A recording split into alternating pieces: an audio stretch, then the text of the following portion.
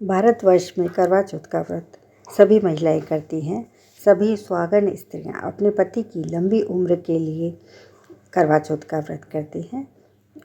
करवा चौथ की पौराणिक कथा और करवा चौथ कब है। करवा चौथ 2023 में 1 नवंबर को रखा जाएगा। इस दिन महिलाएं बिना अन्न पानी के पूरा दिन उपवास करती हैं। रात को करवा चौथ की पूजा करके चांद को अर्घ्य देकर व्रत खोलती हैं। साथ ही इस दिन करवा चौथ की व्रत कथा सुनने का विशेष महत्व है। मान्यता है कथा को पढ़े बिना व्रत अधूरा माना जाता है। आइए जानते हैं इसके बारे में। करवा चौथ का व्रत सामान्यतः शाम को ही उसकी कथा सुनी जाती है। मतलब चौथ माता की पूजा की जाती है तो उसकी कथा शाम को सुनी जाती है। उसमें एक पट्टे पर चौथ माता की फ़ोटो रखी जाती है और एक लोटे या करवे में यदि आपके यहाँ चावल गेहूँ कुछ भी अनाज भरते हैं दोनों में से, और एक लोटे में पानी भरते हैं और वह पानी भर के जल भरा जाता है और उसके ऊपर स्वास्तिक बना लिया जाता है पट्टे पे पहले, और फिर लोटे पे भर लिया, सभी पे स्वास्तिक बना लिया जाता है। और फिर जो पूजा करने के बाद जो वह जल का लोटा है उसका सूर्य को अर्घ्य दिया जाता है। तो अलग अलग राज्यों में अलग अलग प्रकार से करवा चौथ का विधियां हैं, लेकिन कथा सभी जगह एक ही सुनी जाती है। काफ़ी समय पहले की बात है। एक साहूकार था, उसके 7 पुत्र थे और एक पुत्री थी। सभी भाई बहन को अपनी बहन को बहुत प्यार करते थे। वहीं एक साथ बैठकर भोजन करते थे। एक दिन जब करवा चौथ आई तो बहन ने अपनी भाभियों के साथ करवा चौथ का व्रत रखा। रात को सभी भाई खाना खाने आए और उन्होंने अपनी बहन को भी खाना खाने के लिए कहा। तब ही माँ ने कहा कि इसका करवा चौथ का व्रत है, वह चांद निकलने के बाद ही खाना खाएगी। यह सुनकर उसके भाइयों ने जंगल में आग लगा दी और छलनी में से चांद दिखा दिया। इसके बाद अपनी बहन को कहा, बहन तेरा चांद निकल आया है। तो बहन ने गई और देखकर आई कि सच्ची में गोल चांद निकला हुआ है, जबकि वह उसके भाइयों ने आग जलाकर छलनी में से दिखाया था वह था। तो बहन ने अपनी भाभियों को बोला कि भाभियों चांद निकल आया है, चलो देखते हैं। तो भाभियों ने कहा यह हमारा चांद नहीं है, तो तुम्हारा ही चांद निकला है। तो उसके बाद में वह अर्घ्य देकर खाना खाने बैठ गई। जैसे ही उसने पहला टुकड़ा तोड़ा तो उसे छींक आ गई। दूसरा टुकड़ा तोड़ा तो उसमें बाल निकला। वैसे जैसे ही उसने तीसरा टुकड़ा तोड़ा तो उसे अपने ससुराल से लेने आ गए और मृत्यु की खबर प्राप्त हुई। यह सुनकर वह ज़ोर ज़ोर से रोने लगी। इसके बाद उसकी भाभी ने उसके भाई की हरकत के बारे में बताया कि उसके साथ ऐसी घटना क्यों हुई।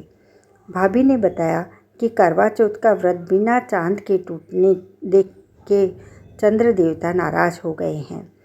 इस बात को सुनकर उसने प्रण लिया कि अब वह अपने पति का अंतिम संस्कार किसी भी कीमत पर नहीं होने देगी जब तक वह उन्हें जीवित नहीं कर लेती। इसके बाद वह पूरी साल तक अपने पति की रक्षा के लिए उसके शव के पास बैठी रही। वहीं 1 साल बाद करवा चौथ का व्रत आया। सभी भाभियां एक साथ मिलकर व्रत का संकल्प लेती हैं। साथ ही सभी भाभियां साथ मिलकर उसे आशीर्वाद देने जाती हैं। तो वह सभी भाभियों से यम सुई ले लो, पी सुई दे दो, मुझे भी अपनी जैसी सुहागिन बना दो, ऐसा निवेदन करती है। लेकिन हर बार भाभी उसे अगली भाभी से निवेदन करने को कहती है और हर बार वह करवा चौथ का व्रत भी करती है। इसके बाद जब 6ठे नंबर की भाभी आती है तो वह करवा को बताती है कि उसका व्रत उसके छोटे भाई की वजह से खंडित हुआ था, तो उसकी पत्नी ने ही में ही शक्ति है कि वह तुम्हारे पति को जिंदा कर दे। इसके बाद वह छोटी भाभी उसके बाद आती है तो करवा उससे सुहागन बनने का निवेदन करती है, लेकिन वह अन्य बातें करने लगती है। लेकिन करवा उसे पकड़ लेती है और जाने नहीं देती।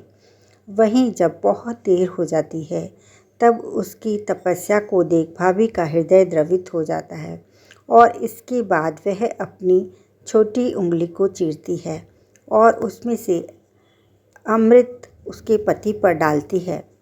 करवा का पति उसी समय श्री गणेश कहते हुए जीवित हो उठता है। इस तरह से करवा को अपना सुहाग वापस मिल जाता है। तभी से करवा चौथ का व्रत शुरू हो गया है और पति की लंबी उम्र के लिए सुहागन महिलाएं इस व्रत को करती हैं और वर्ष की 13 चौथ करते हैं, नहीं तो 4 करती हैं। यदि आप 4 भी ना कर सकें तो 2 चौथ ज़रूर करें, क्योंकि 2 चौथ करना ज़रूरी होता है। तो इस प्रकार करवा चौथ का व्रत कथा है, जिससे कि करवा ने अपने मरे हुए पति को भी जिंदा करवा लिया।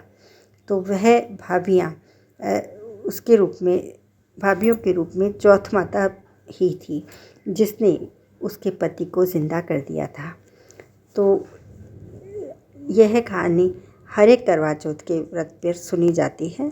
जब भी करवा चौथ का व्रत किया जाता है यह कहानी सुनी जाती है और उसके बाद में चौथ माता को प्रणाम करें और प्रणाम करने के बाद में आप ओम गणपतिये नमः ऐसा 21 बार जाप करें और चौथ माता से अपने सुहाग की अमर होने की वचन लें, उनको प्रणाम करके उनसे आशीर्वाद लें।